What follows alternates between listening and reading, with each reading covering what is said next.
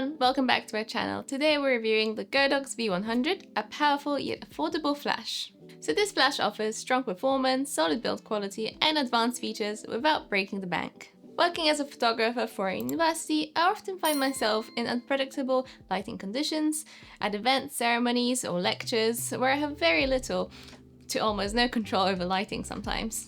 So for me, it was important to get a flash with reliable TTL to get well-exposed shots quickly without having to adjust settings manually for every single shot. That's why I was particularly excited to test out the TTL capabilities of the Godox V100. I currently use the wildly overpriced ProPhoto A10, which is great as long as you're not spending your own money on it. So I was really excited to see how this flash performs at 1/3 of that price. But before we start, full disclosure, Godox did send us the V100 to review for free. That being said, Godox doesn't get any input on this video before it goes live, and our opinions and thoughts are always fully independent. But I would like to say a big thank you to Godox regardless for making this video possible. So here we've got the V100. I'm going to skip what's included in the box, as you can check that out on the website essentially. So at $349 in the US and around £339 in the UK, this flash might seem a little bit on the expensive side, but you're paying for better build quality, power and functionality. The V100 feels solid and well constructed. Given that my main comparison is the ProPhoto A10, which is significantly overpriced, I can say with confidence that the V100 actually holds up quite well to that. The V100 also has a swivel head, so it's really easy to position the flash. It doesn't feel quite as fluid as on the A10, but it's still pretty decent in my opinion. The flash has a 2.3-inch touchscreen. The buttons feel really tactile and responsive, although I do wish the adjustment wheel was just slightly bigger, as it can be a little bit awkward to turn it around whenever you want to power on the flash. The touchscreen lets you quickly go through the various menus, and it does make it a lot faster to be able to just click on what you want, rather than trying to navigate with the buttons and the wheel, which can be a little bit clunky on other flashes I've used in the past. So that's always much appreciated.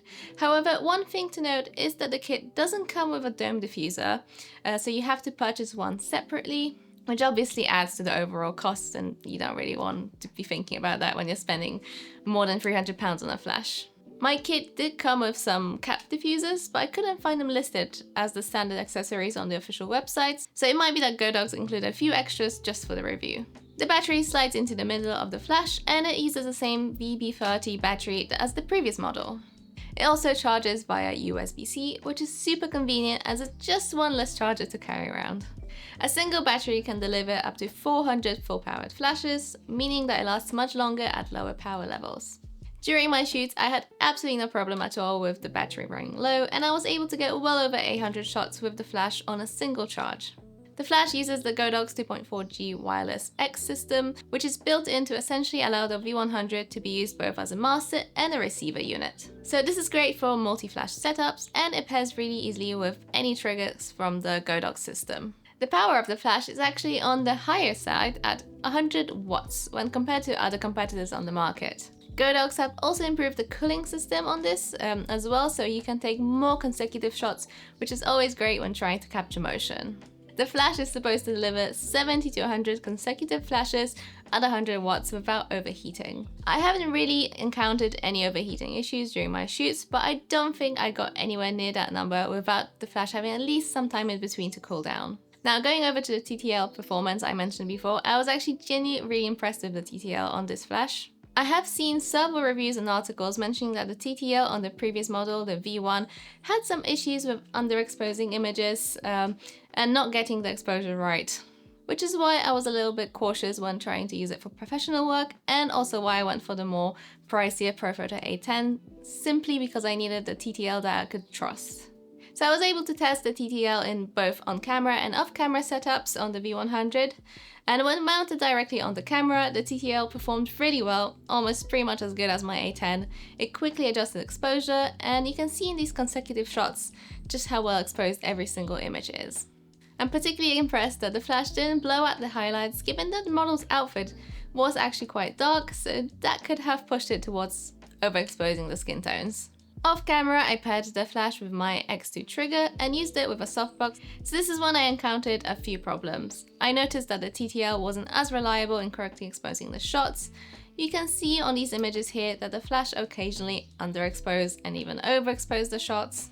which required me to switch to the manual mode just for better control, honestly. I did try to use the exposure compensation to fix that, but I just couldn't predict which way the exposure would go, so that wasn't really helpful. So that being said, I usually prefer using manual settings when working with softboxes anyway, as it allows me to fine-tune the power and just have more control over consistency. For the types of shoots I do with models, it's not really necessary to have TTL, it's just a really nice to have. So I'd say if you mainly shoot with modifiers, this is something to keep in mind.